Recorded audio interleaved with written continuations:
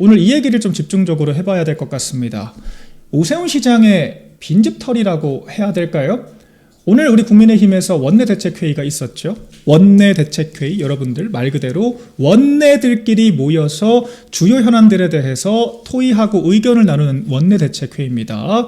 그런데 정말 이례적으로 국회의원이 아닌 사람이 출석을 했죠. 더군다나 정의용 사무총장, 장동혁 대표의 지도부의 핵심 중의 핵심인 사무총장조차 사전에 모르는 상태에서 갑자기 오세훈 시장이 등장을 하게 되면서 일대가 소란스러워지는 상황들이 있었습니다. 정확히는 정의용 사무총장이 정점식 원내대표에게 항의를 했어요.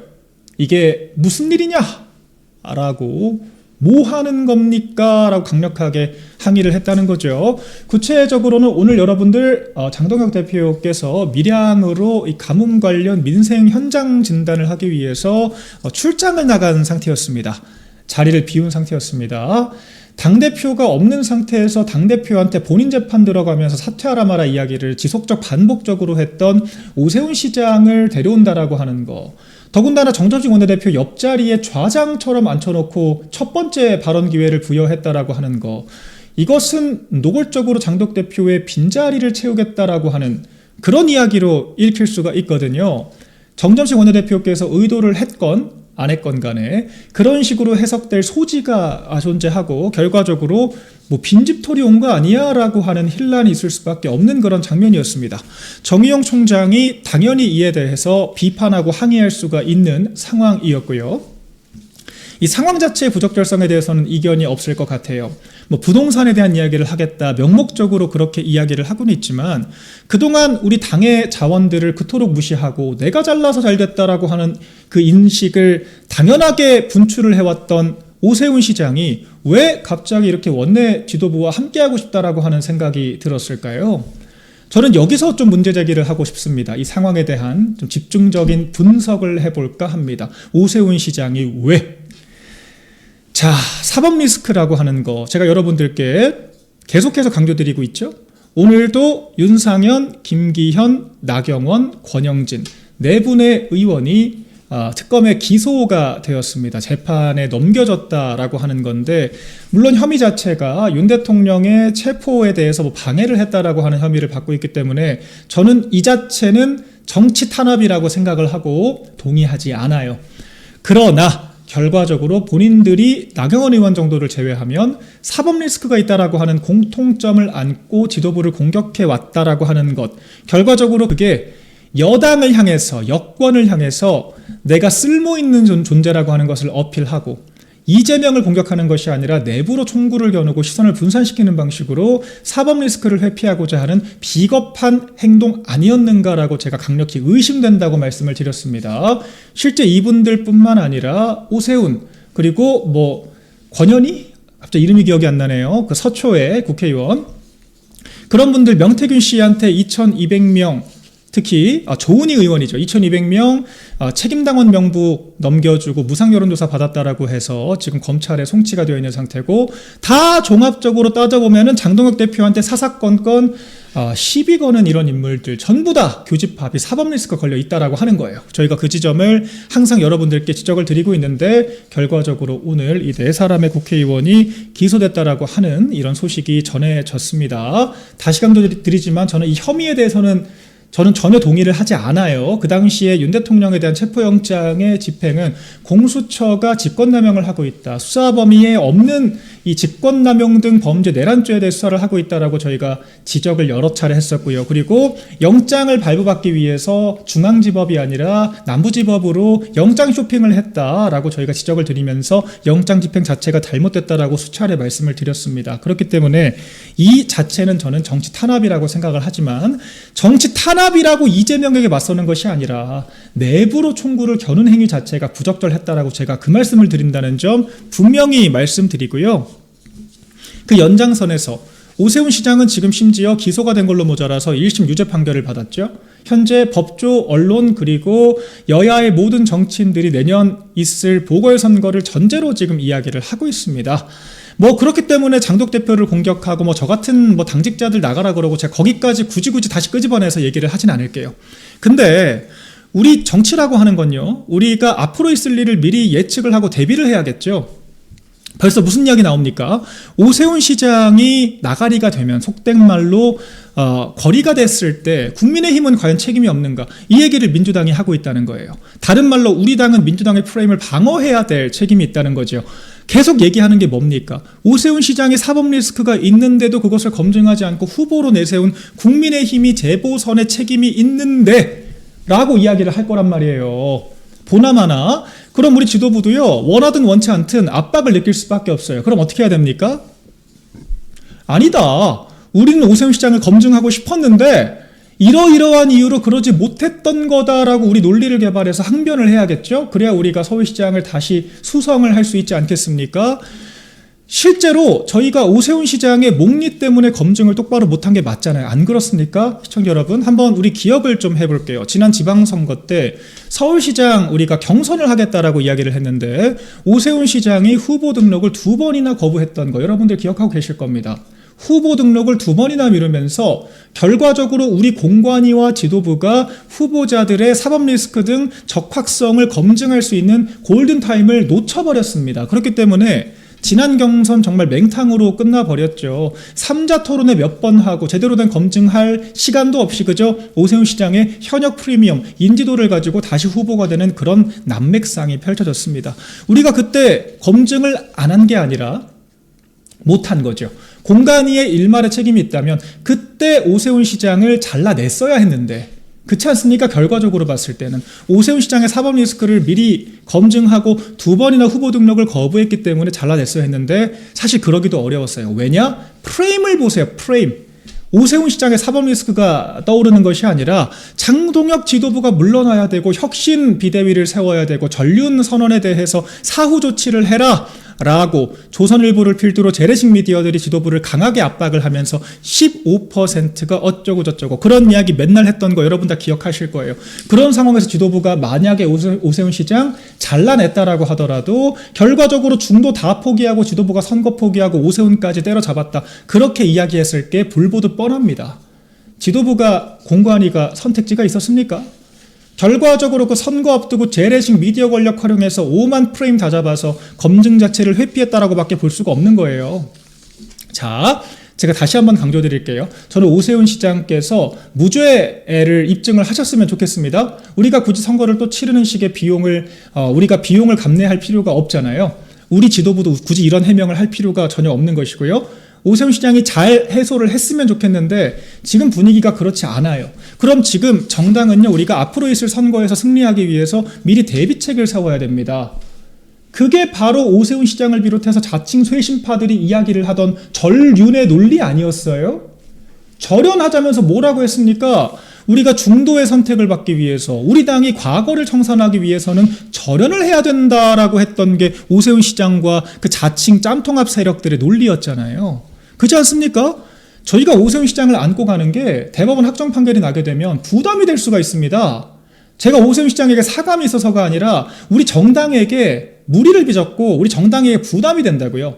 우리 정당이 서울시를 수성을 해야 되는데 오세훈 시장과 커플링이 돼서는 제대로 선거를 치를 수가 없습니다. 그런데 오세훈 시장이 뭐 자발적으로 결과에 승복하고 자리 물러날 것 같지도 않고 그럼 결과적으로 우리 지도부도 논리를 갖춰야겠죠. 왜 보궐선거가 나올 수밖에 없었는가? 제가 앞서 쭉 설명드렸던 오세훈 시장 검증 거부했다. 우리 지도부도 정말 그때 너무 난맥상해서 불가피한 부분들이 있었다. 우리가 과실도 있지만 그럼에도 불구하고 이건 오세훈 시장의 개인적인 일탈이 크기 때문에 우리가 선거에 후보도 낼 것이고 제대로 싸워보겠다라고 이야기를 해야 되는 거잖아요. 맞지 않습니까? 이게 바로 선당후사예요. 제가 오 시장을 음해하는 것이 아니라 그게 바로 선당후사고요. 그래서 우리가 지금이야 여러 사법적인 탄압 때문에 굉장히 유도리 있게 관리를 합니다만 기본적으로 기소만 되더라도 후보 자격이 박탈되거나 아니면 당직을 맡지 못하도록 지금까지 정당을 운영되어 왔습니다. 엄격하게 그래요. 이게 사소한 명예훼손 이런 것도 아니고 이게 실제 후보직이 박탈될 수 있을 정도의 리스크라고 하면 당연히 정당은 후보를 제대로 검증할 책임이 있기 때문에 이에 대해서 재판을 받고 있는 상황이라고 하면 엄밀히 검증해야 될 책임이 있었던 겁니다. 그렇지 못했기 때문에 우리가 사후적으로라도 이에 대해서 국민들께 제대로 사실관계를 알리고 우리가 서울시장 후보를 다시 내는 것에 대한 정당성을 확보를 해야 돼요. 절윤하자라고 했던 그 논리가 그대로 본인들한테도 돌아갈 수 있다라고 하는 겁니다. 제가 여기서 한 가지만 더 강조드릴게요. 만약에 오 시장이 그때 청산이니 쇄신이니 이상한 소리 하면서 내부 총질 안 하셨으면 저도 억지라도 쓰면서 오세훈 시장 보호했을 것 같습니다. 그게 동지잖아요? 안 그렇습니까? 그게 정당이고 그게 동지잖아요. 민주당은 이재명처럼 재판 5개 받아도 옹호하는데 우린 왜 그렇게 못하겠어요? 저는 그렇게 했을 것 같아요. 실제 그렇게 했고요. 그런데 그 동지애라고 하는 것을 먼저 깨뜨린 것이 바로 자칭 짬통합파들 아닙니까? 모든 대통령, 모든 우리 원내 플레이어들, 우리 정치인들 전부 다 공과 과가 있어요. 잘하는 것만 있는 사람 없습니다. 서로의 단점들을 보듬고 함께 나아가서 정권을 창출하는 것이 정당의 목적이라고 한다면 우리가 때로 일부 치부가 있더라도 서로 보듬어주는 것이 동지라고 하는 거 아니겠어요? 그런데 오세훈 시장이 1심 유죄 판결 났을 때 왜 우리 지지자 당원분들께서 누구도 분노하지 않았을까요? 중도층이 지켜주면 되겠네. 이런 반응이 왜 나왔을까요? 그에 대한 고민이 선행되어야 하지 않을까 생각을 하고요. 저도 그렇기 때문에 오세훈 시장을 보호해야 될 책무나 부채의식을 전혀 느끼지 못합니다. 죄송스럽지만 제가 더 어려운 혐의를 갖고 있었다라고 하더라도 오세훈 시장이 신의를 보여줬다면 옹호를 했을 것 같은데 그렇지 않잖아요. 모든 것은 부메랑이다, 업보다라고 제가 어제 한동훈 씨에 대해서도 말씀을 드렸죠. 결과적으로 우리가 하나의 공동체 조직 정당으로서 움직이지 못했기 때문에 이와 같은 사태가 비화된 것도 전적으로 오세훈 시장 측의 책임이 있다라고 하는 점을 제가 말씀드릴 수밖에 없겠고 여전히 가정적인 상황입니다. 자, 다시 본론으로 돌아올게요. 그래서 오늘 오세훈 시장은 왜 원내대책회의에 굳이 오고 싶어 했을까? 부동산 때문에. 지금 본인이 2심에서 유죄가 나오면 더 정치적 궁지에 몰릴 텐데 부동산이 지금 능사일까요? 지금 변론에 대한 논리 개발을 제대로 하시는 것이 시급해 보이는데 결과적으로 이제 와서 도와달라고 하는 것밖에 더 됩니까? 이제 와서 중도 하면서 실체도 없는 중도 찾다가 이제 진영 안에서 보호를 받아야 할 상황에 도래하니까 우리 한편이잖아. 우리 좋았잖아. 나 좀 힘든데 좀 도와주면 안 될까? 이런 이야기를 하고 싶었던 게 아닐까 저는 생각을 좀 해봐요. 자, 그러면요. 정점식 원내대표께서 임기가 1년이시잖아요. 내년 있을지도 모를 보궐선거 우리가 함께 치러야 할 수도 있습니다. 그럼 그때 오세훈 시장과 우리가 정말 눈물을 머금고 디커플링을 해야 되는 상황이 있을 수가 있어요. 우리가 눈물을 머금고 이 보궐선거 책임이 정당에 없고 후보자 개인에게 있다라고 하는 것을 유권자들에게 어필해서 서울시장을 다시 수성을 해야 되는 상황이 매우 높은 확률로 도래를 할 텐데 이런 식으로 우리가 원내 지도부와 커플링이 돼버려서 나중에 추궁당하면 대체 어떻게 하시려고 이런 무리수를 두십니까? 이건 제가 합리적으로 좀 의구심을 제기를 하는 거예요. 그렇지 않습니까? 절연 좋아하셨던 분들인데 그런 상황 도래하면 제가 뭐 복수를 하자는 게 아니라 현실적으로 그렇잖아요. 우리가 서울시장 선거 이겨야 될 거 아닙니까? 그래서 이런 부분들에 대해서 우리가 복합적인 정무적 판단이 필요한데 오늘 정점식 원내대표의 이 제스처는 제가 봤을 때 굉장히 바람직하지 못했다. 지금 오세훈 시장은 노출되면 될수록 부동산 이야기 할 때마다 야 근데 오세훈 내년에 날아간다고 하는 거 아니었어? 국민들이 그렇게 생각을 하시면 결과적으로 나와서 브리핑을 하는 것 자체가 아무런 효과성이 없어요. 우리가 토론을 할 때 논리와 감성이 중요하지만 그 이상으로 중요한 것이 그 사람 그 자체가 주는 아우라와 신뢰도예요. 전문성과 신뢰도. 그런데 안타깝게도 오세훈 시장은 내년에 자리를 지킬지 못 지킬지도 모르는 지금 상황에서 시정을 성공적으로 이끌기가 어려운 지금 위치에 있기 때문에 결과적으로 원내대책회의에 나온다라고 해도 지금 이런 식의 갈등 상황만 언론에 노출되고 먹잇감을 제공할 뿐 실질적인 부동산 이슈에 대해서 다뤄지기가 어렵습니다. 그래서 우리 중앙당 차원에서 이 이재명의 부동산 폭주에 대해서 제대로 견제할 수 있도록 하기 위해서라도 본인들이 늘 하던 얘기잖아요. 사법 리스크가 있는 후보나 현직들은 좀 뒤로 물러나 주는 게 좋을 것 같아요. 안 그렇습니까? 이재명 우리가 지적할 때도 오세훈 시장 입에 침이 마르도록 이야기를 했잖아요. 사법 리스크가 있는 이재명이 야당 대표하는 것이 적절하냐?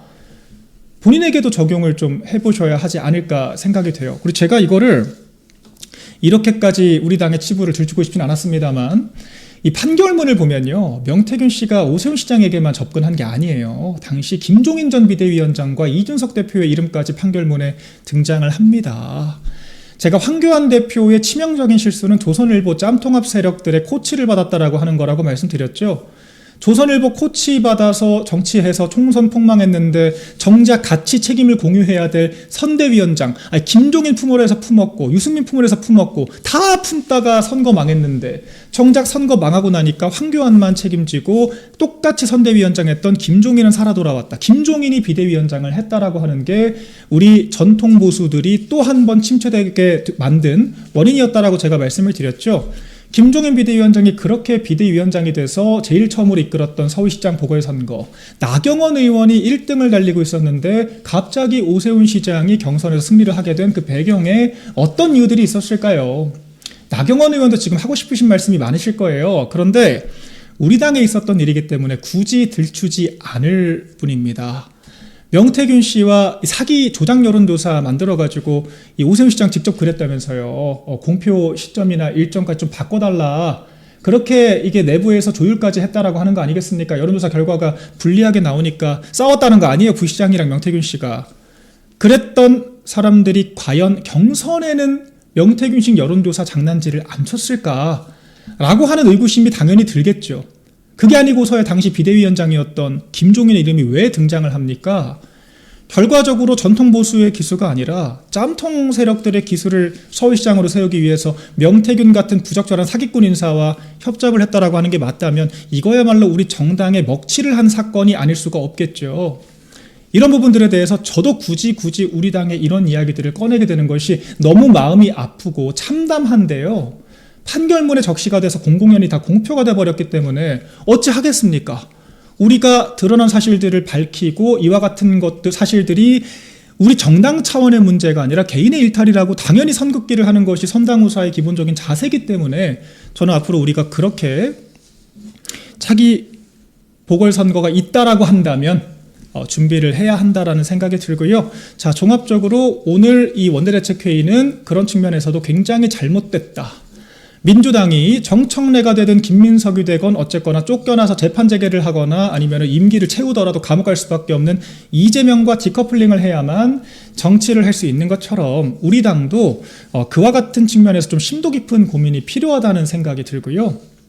모르겠습니다. 중도층들이 많이 도와주실 것 같으니까 그쪽에 좀 소구를 해보시는 것도 방법이 될 것 같아요. 네, 좀 이어서 이 짬통합 세력들 제가 좀 계속해서 짚어볼게요. 유승민 전 의원이 요새 아주 활발하게 활동을 하고 있습니다. 한동훈도 만나겠다고 하고 장동혁 대표도 언젠가는 만나겠다라고 하고 한동훈 복당에 대해서도 한마디씩 말을 얹고 있어요. 어제 한지아 의원부터 참 자격 없는 사람들이 복당이 어쩌고 저쩌고 이야기 참 하는 걸 좋아하죠. 제가 조선일보의 이 돌림판 노래 참 지겹다라고 말씀드리는데 그렇지 않습니까? 이준석을 밀었다가 개혁신당 지지율이 안 오르니까 한동훈을 밀었다가 한동훈이 복당 못할 것 같으니까 오세훈을 밀었다가 오세훈이 1심 유죄를 받으니까 갑자기 또 유승민을 밀었다가 이러니까 오준무가유 이런 속칭 별명들까지 생기는 거 아니겠어요? 근데 유승민 전 의원 사실 진짜 볼장 다 본 거 아닙니까? 우리 입장에서는 조직에 대한 신의가 없다라고 하는 것도 확인했고 정책 역량이 없다는 것도 확인했고 2017년 이후로 제대로 된 선거 한번 출마해 본 적이 없어서 대중적인 지지를 받고 있는가에 대해서조차 그 중도님들의 선택을 받을 수 있는지조차도 우리가 검증된 바가 전혀 없는데 언제까지 이런 공허한 돌림 노래를 해야 되는지 기본적으로 의구심이 들고요. 통합을 얘기하겠다. 참 지겹죠. 제가 이러니까 짬통합이라고 하는 겁니다. 입만 열면 통합. 우리 당을 왜 지지하는지도 모르는 사람들, 우리 당의 이 레거시에 대해서 입만 열면 부정하는 사람들이 자꾸 통합을 외치면서 자신들을 강매를 해요. 우리한테. 이게 바로 강매 아닙니까? 너네 우리 안 필요해? 우리가 있어야 중도 확장을 할 수 있어 라고 이야기를 하면서. 그런데 시청자 여러분, 요즘 세상에 우리 국민의힘이 오준무가요 세력들과 통합했다고 갑자기 지지를 안 하다가 지지할 만한 사람들이 대체 누가 있을까요? 제발 저는 그런 망상에서 좀 빠져나왔으면 좋겠습니다. 중도라고 하는 게 실체가 있다고 하더라도 이게 그대들과는 별로 관련이 없을 것 같아요. 차라리 제가 지금 지도부에 제안드린 거는요, 우리 과거 원희룡 장관께서 이 KT 정보 유출 사고가 났을 때 그 피해자들, 개인정보 유출 피해자들과 집단소송을 주도를 해서 굉장한 득점을 했었습니다. 정치적으로. 그리고 이 옵티머스 라임 사태 때도 이 문재인 정권의 이런 파탄, 경제 파탄에 대해서 우리가 함께 싸운 결과 피해자들이 80% 보전받으면서 우리가 좀 전국을 주도할 수가 있었어요. 지금도 ETF 때문에 본인 사망 그 문자, 본인 사망에 대한 그런 비보들이 여의도 지근에서 정말 많이 전해지고 있다라고 알려져 있거든요. 이게 보도가 나오지 않고 있을 뿐인 것이지 이 ETF 때문에 벌어진 참극이라고 하는 것이 정말 상상을 초월하고요. 수십 조의 이 자산 자체가 아예 증발을 해버렸기 때문에 이 청산당한 피해자들은 미래조차 담보할 수가 없는 상황이에요. 차라리 우리 당이 그런 피해자들과 연대해서, 아니 민주당은 자기네들 때문에 벌어진 전세 사기로도 자기네들이 피해자 연대해서 대여투쟁하는데 우리는 당연히 해야 되는 거 아닙니까? 그렇게 정치적 사안과 전혀 무관하게 이 정권의 폭주 때문에 피해를 보고 손해를 입은 국민들과 우리가 함께 손붙잡고 대여투쟁을 하는 거, 이런 게 중도 확장이에요. 그 오준무가요랑 통합한다고 뉴스 몇 개 난다고 중도 확장이 되는 게 아니라 우리가 보수의 적통성을 분명하게 하면서 민생 현안에 집중하면서 우리가 정치 이슈와 무관하게 정말 생업에 대해서 자기 현실과 인생, 이 생활 밀착형 자신의 관심사들에 대해서 함께 연대를 하면 국민들은 그런 정당에게 지지를 보내고, 그게 바로 중도 확장입니다. 제발 좀 착각을 하지 않으셨으면 좋겠어요. 중도 강매 좀 그만하세요. 중도의 존재 자체도 저는 있는지 잘 모르겠습니다만 중도가 있다라고 해도 그대들과는 별로 상관이 없을 것 같아요. 어떤 중도들이 당원 게시판 여론 조작하고 명태균 씨 같은 사기꾼이랑 엮여 있고 다른 무슨 뭐 교수 뭐 불법 채용됐다라고 하는 의혹이나 받고 있는 이런 사람들과 연대한다고 갑자기 국민의힘을 지지를 합니까? 안 그런가요? 그러니까 이게 쇄신파, 혁신파 탈만 뒤집었으면, 택가리만 좀 하면은 본인 리스크들 전부 다 없던 일이 되고, 나를 품으면은 중도 확장된다라고 강매를 할 수 있는 이런 이상한 세계관에서 우리가 하루빨리 벗어나야 되고요. 유승민 전 의원 이런 분들 이 본인들의 어떤 리스크부터 조금 해지를 하고 나서 우리 정당에 그 강매를 하실 게 아니라 부탁을 하시는 쪽이 낫지 않을까 좀 생각을 해보고요. 저는 이분들이 참 철없다는 생각이 듭니다. 지금도 김무성 전 대표죠. 대표까지 하셨다는 분이 국민공천이 무슨 거대 양당의 폭주를 막을 방법이다라고 하면서 언론 플레이 하시던데, 저는 이런 구시대적인 퇴행적인 문법이 전혀 납득이 되지 않아요. 이런 이야기를 하시는 저희도 잘 모르겠고요. 정당 정치의 기본도 모르는 상황에서 그저 자기들 하고 싶은 얘기, 당원들 멸시하고 기존의 시스템을 무시를 하고 기존의 당대표를 무시하는 문법들을 계속해서 주창을 하는 게 정당 발전과 정상화에 어떤 기여를 하는지 잘 모르겠고요. 결정적으로 본인들이 책임 있는 자리에 다 있었던 분들 아닙니까? 본인들 무슨 평론가세요? 당대표 하셨고 원내대표 하셨고 대권주자도 하셨던 분들이 본인들이 탄핵 주도해가지고 지금 우리 진영이 이 꼴이 됐는데, 그런 과오에 대해서 반성을 하는 것이 아니라 유체이탈 헌법 쓰면서 내 말대로 하면 잘 될 거야 라고 이야기하는 거 얼마나 책임 없습니까? 김무성 그 전 대표 당대표 하실 적에 우리 당이 노인정당 소리 들어가면서 청년 확장해야 된다, 중수청 노래를 불렀잖아요. 뭐 노인정당 전 나쁘다고 얘기하는 게 아니에요. 그만큼 우리의 지지층들의 스펙트럼이 좁았습니다. 김무성 전 대표 얼마나 그 부적절한 발언들로 청년들에게 비토를 샀습니까? 저도 대학생일 때 노르패스 같은 거 보면서 조금 놀랐었던 기억이 있어요.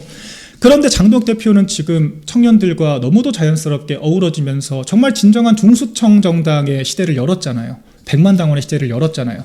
그러면은 상임고문급 자리에 있다라고 한다면 이와 같은 달라진 국민의힘의 문화와 변화한 시대상에 대해서 응원해주고 지지를 해주셔야지, 자기네들이 지금 헤게모니 잡겠다고 이런 얘기 또 하는 거 너무도 공허하지 않습니까? 결과적으로 이 모든 과정들이 본인들이 당심을 무시하고 헤게모니를 잡겠다라고 하는 건데 너무도 구시대 문법이라고 저는 봐요. 아직도 3당 합당의 환상에 젖어서 현실을 직시하지 못하고 있다. 집권만 할 수 있다면 어떤 수단도 동원할 수 있다라고 하는 동기가 김영삼 대통령을 무리하게 만들어서 IMF 이후에 정권 상실로까지 이어지게 만든 결과적으로 패착이 됐다라고 저는 생각을 하고요. 그리고 지금도 한덕수 국무총리 후보 만들겠다고 무리하게 원내에서 쌍권 두 지도부에서 무리수를 두다가 그때 당원 투표에서 역풍을 맞았지 않습니까? 이제 예전처럼 룰 가지고 장난질 치면서 자기들 멋대로 통치할 수 있는 시대가 지났다라고 저는 생각을 합니다. 우리가 당원들과 합심해서 당원들의 의사를 절충을 해서 당원 중심 정당을 만들어야 한다는 것이 이미 기성문법의 타파에 의해서 입증이 됐습니다. 이런 얘기하면서 전당대회 이긴다는 게 말이 안 되잖아요.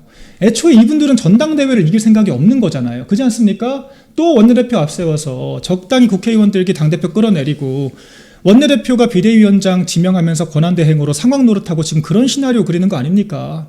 그런 게 아니고서야 당원들과 함께 소구하고 당원들 중심으로 전당대회에 이기겠다는 생각이 있는 사람들이 이런 이야기를 할 수가 있을까요? 아직까지도 룰 가지고 장난질 치면서 정치하겠다는 얄팍한 생각을 하고 있습니까? 종합적으로 이런 모든 준동 자체가 일고의 가치가 없다라고 말씀드리고 이제 시대가 변했다. 그리고 이번 주 저희가 뒤어서 이재명 얘기하면서 쭉 짚어보겠습니다만 국민의힘 지지율 쭉쭉 오르고 있습니다. 민주당 컨벤션 전당대회 기간에도 오늘 뉴데일리 조사에서도 국민의힘 지지율 반등했고요. 심지어는 그 한국갤럽에서도 국민의힘 지지율이 반등했다라고 하는 소식이 전해지고 있어요. 멱살과 돌려차기 짬통합 세력들이 아무리 사고를 쳐도 그와 무관하게 똘똘 뭉칠 정도로 장독 지도부에 대한 신뢰도가 높아졌다라고 하는 방증이라고 볼 수 있겠고, 중도 타령을 할 거면 본인들이 중도 소구력이 있는지 자기 객관화. 어제 윤희석 전 대변인이 좋은 말씀 하셨잖아요. 메타인지가 좀 살아있어야 된다. 세상에 어떤 중도가 가짜 여론조사 조작했다라는 의혹받고 딸이 부정 채용됐다라고 하는 의혹받고 당원 게시판 여론 조작했다라고 하는 이런 자들을 보고 우리 정당을 지지를 하겠습니까? 과연 우리 정당에 도움이 되는가? 본인들의 논리로 절연 대상이라고 하는 것이 바로 본인들은 아닌가? 한번 심도 있게 고민해 보시기 바라고요. 이재명의 오늘의 주장이 얼마나 궤변인가? 근데 그걸 또 다루기에 앞서서 우리 또 김태호 의원 등 우리 당의 중진급 의원들이 대체 얼마나 한가로우면은 이재명과 골프나 치고 다니나? 이 얘기도 안 해볼 수가 없네요. 참 공교롭습니다. 우리 시청자 여러분들, 우리 당의 정치인들은 본인들이 이재명에게 압박을 당해도 내부를 공격을 하고 이재명이 온갖 폭주 독재 제스처를 취해도 이재명을 만나서 김태우 의원이 이렇게 얘기를 해요. 막상 이재명을 만나보니까 사람이 참 소탈하고 좋더라. 참 이상한 정당이죠. 민주당은 어떻게든 정권 전복시켜서 본인들이 정권 잡아보겠다고 처절하게 똘똘 뭉쳐 사투하는데 우리 당은 지도부만 싸우고 나머지 의원들은 참 한가롭습니다. 우리 당 안에서 민주당 대변인으로 암약을 하거나 아니면은 이재명 만나서 골프 치거나, 결과적으로 지금 김태후 의원이 전해준 이런 전언들이 참 우리 국민들께 큰 충격을 안겨주고 있어요. 이재명이 연임의 꿈을 버리지 못하고 있다. 연임은 없다라고 하는 그 5글자도 말하지 못하는 것이 결국 다 이 검은 속내를 감추고 있는 것이다 라고 하는 것이 결과적으로 드러났습니다. 이재명이 그리고 국민들을 얼마나 업신여기는지도 지금 드러나요. 연합뉴스 기사 한번 보시면은 우리 국민의 수준이라는 표현을 쓰면서 국민의 수준, 부재. 네, 독재니 연임이니 한국 국민 수준에 통하겠냐 이런 얘기를 하면서 마치 본인이 대단한 대의를 위해서 이 중임 내지 연임 개헌론을 꺼낸 건데 국민들이 개돼지라서 못 알아먹을 거다. 이따위 이야기까지 했다고 합니다. 이재명이 지금 민도를 어떻게 받아들이고 있는지를 또 우리가 엿볼 수 있는 그런 장면이었는데, 자, 일단 우리가 당 얘기 깊게 했으니까 우리 당 중진급 의원들 얘기는 조금만 미뤄두자고요. 결과적으로 이재명의 속내가 뭐겠습니까? 지금 절대 이재명은 이제 민심을 되돌릴 수 있을 정도의 동력이 남아있지 않습니다. 이게 우리 국민의힘은요, 윤 대통령 같은 경우에는 정치적인 현안으로 소위 억가당에서 지지율이 무슨 바이든 날리면 그거 하나 가지고 무슨 난리를 치고 몇 달 내내 그런 것들 때문에 소폭 지지율이 떨어질 때가 있었지만, 결과적으로 국정 방향을 분명히 보여줬을 때, 우리가 이 건폭 세력들 화물연대와 대대적으로 맞서 싸웠을 때, 이럴 때는 지지율이 확실히 반등을 하는 모습들을 보였거든요. 우리 보수는 굉장히 유연한 지지들을 보내고 있기 때문에 조금 떨어지더라도 우선 넘길 수가 있어요. 국민의힘의 30%와 민주당의 30%는 차원이 다릅니다. 민주당은 정말 콘크리트처럼 굳건하게 버티지만 한 번 무너지면 반등이 안 됩니다. 지금 친명그룹 커뮤니티까지 전부 다 뒤집혔다라고 하는 거고, 친명그룹이 아니더라도 일반 국민들이 이미 고시원을 욕실을 책상을 빼고 고시원에 욕조를 넣겠다느니, 폐버스를 개조해 쓰겠다느니, 4억짜리 서울에 4억짜리 집이 대체 어디 있다고, 4억짜리 집을 살 때 2억 정도까지는 청년들한테 빌려주겠다라고 하는 이런 막장 부동산 대책 내놓으면서 세제 계약, 증시 폭망, 안보 박살, 이런 것들로 이 국민들을 혼탁하게 만들고 있다라고 하는 거 다 목도를 하고 계시고, 이와 같은 정책의 기조가 달라질 일도 없다라고 하는 것도 이미 모두가 받아들이고 있는 상태입니다.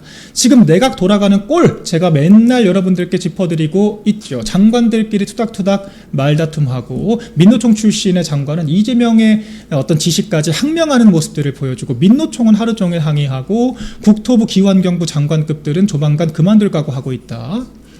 금융위 금감원 직원들도 지금 탈출러시 준비하고 있다.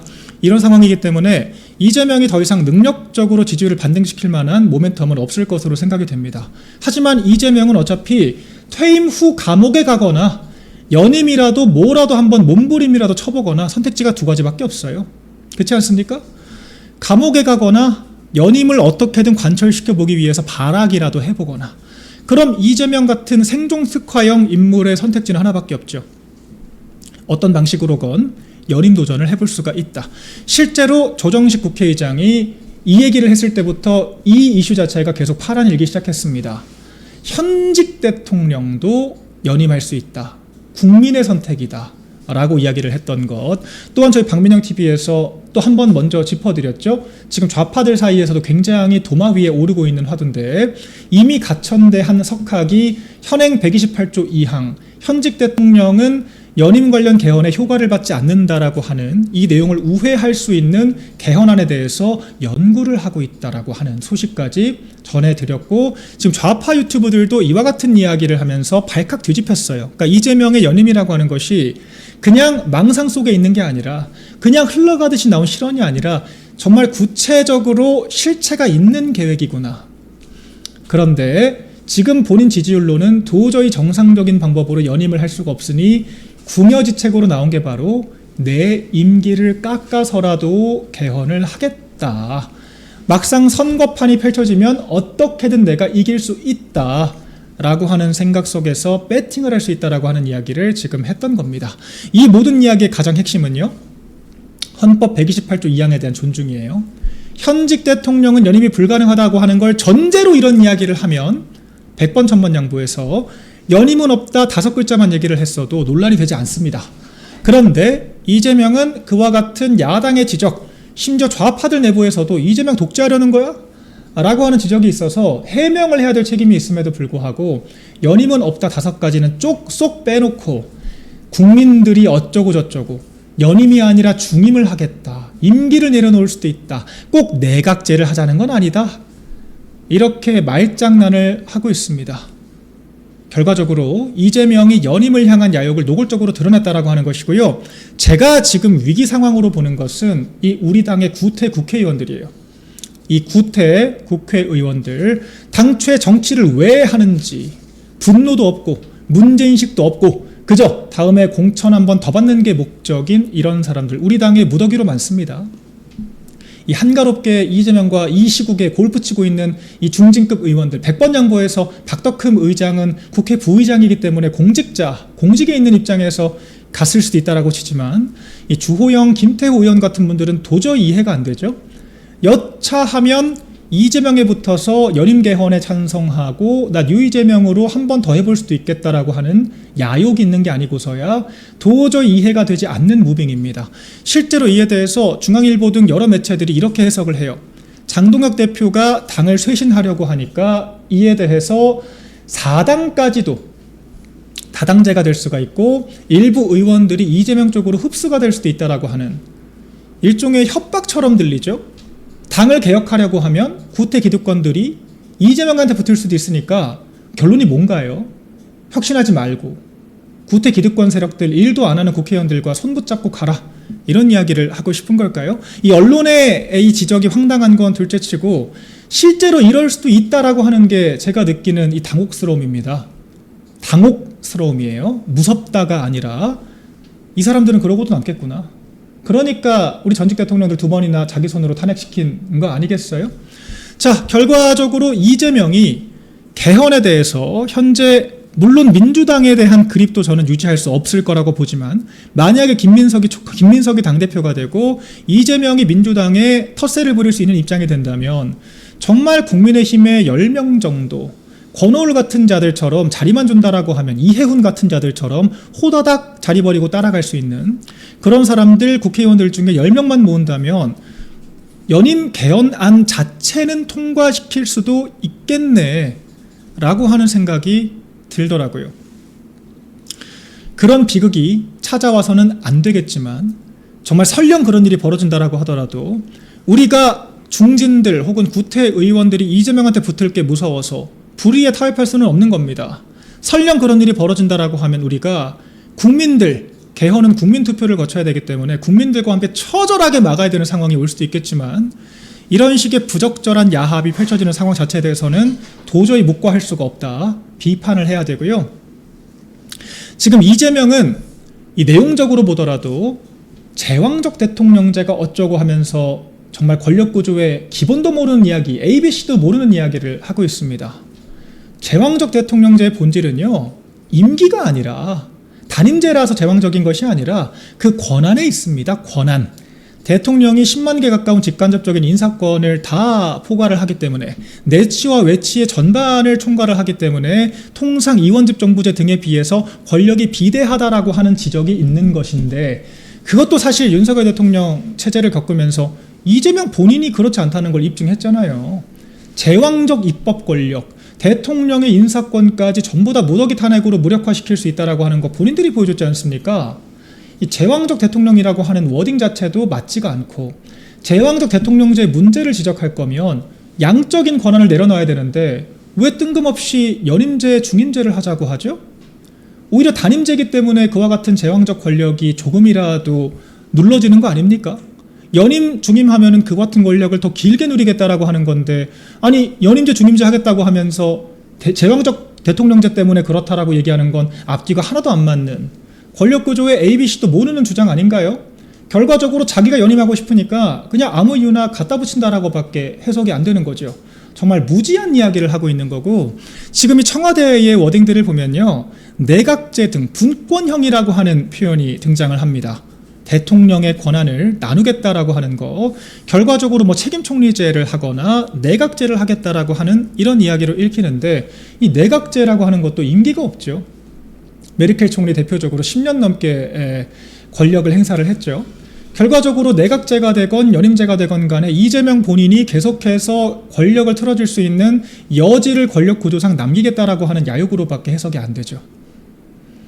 제가 이 권력 구조 말장난질에 대해서 디테일하게 설명을 드렸는데 결과적으로 연임제든 중임제든 내각제든 분권형 대통령제든 돌고 돌아서 본인이 퇴임하고 나서도 계속해서 권력을 누릴 수 있는 여지를 만들겠다라고 하는 결과는 똑같다는 겁니다. 감옥 가기 싫다. 6글자로도 축약이 되죠. 이 6글자를 우리가 유추할 수 있는 5글자의 부재, 연임은 없다라고 하는 나는 하지 않겠다라고 하는 문재인도 그 얘기를 했어요. 문재인도 개헌론을 띄웠지만 다음 대통령부터라고 하는 걸 명확하게 밝혔습니다. 이재명은 절대 그런 얘기를 하지 않고 지금 이렇게 감옥을 회피하기 위한 야욕만 부리고 있기 때문에 저희가 정말 처절한 투쟁을 통해서 이 이재명의 야욕을 차단시켜야 할 책무가 발생한다라고 보고요. 그런 이재명의 개헌 관련된 이야기를 한가롭게 옆에서 들으면서 맞장구를 쳤는지 어쨌는지 만나보니까 소탈하고 좋은 사람이더라. 이런 이야기를 하는 중진급 의원들은 제발 좀 채통을 지키시기 바랍니다. 국회의원으로서, 야당의 중진급 국회의원으로서 이 좌파들의 폭주를 막기 위한 책임성을 보여주지는 못할 망정 함께 한가롭게 골프 라운딩을 즐기면서 개헌 관련해서 국민들 수준에서는 알아듣지 못할 것이다 라고 하는 이재명의 이런 막말들까지 전부 다 그냥 그대로 들으면서 일정 소화를 했다라고 하는 게 제가 국민의힘의 당직자이기 앞서 지지자, 당원, 국민의 한 사람으로서 정말 참혹하다는 말씀을 드리지 않을 수가 없고요. 제발 무엇이 중헌지 생각을 해보시기 바랍니다. 이 장독 대표 조강특위에서 우리가 쇄신을 한다라고 했을 때 그냥 아무나 붙잡고 떨어뜨리겠다라고 하는 것이 아니잖아요. 정답을 주고 있지 않습니까? 싸우지 않을 자 배지를 떼라.